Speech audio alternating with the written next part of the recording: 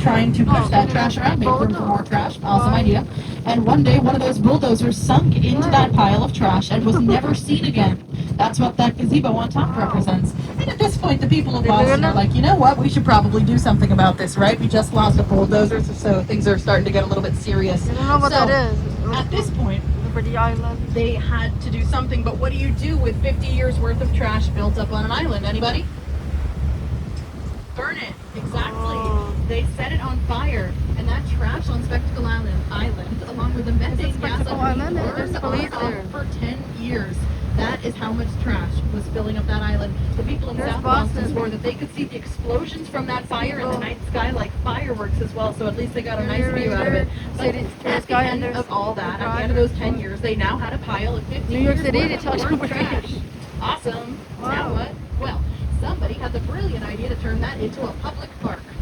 And that was a brilliant idea, but the point was that we had no more dirt. We already used up the dirt from the hills of Austin and the dirt from the hills of Needham. So where are we going to get enough City dirt to build tourists an entire advertise the island Spectacle on Island, you think. There's a pile lot of of trash. machines I'm so there. glad you asked.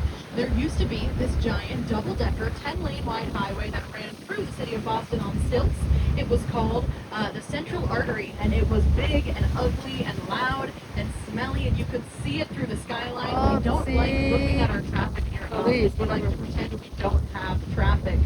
So we took that traffic and put it underground, Run and it. no one had to look at it. We made our 10-lane wide Run highway it. into a 10-lane Even though wide it's tunnel. slow, it's And this was still- a highway project called the Big The Dig, which Patriots cost around thing. $22.2 billion at its completion, which was only about $20 billion over budget.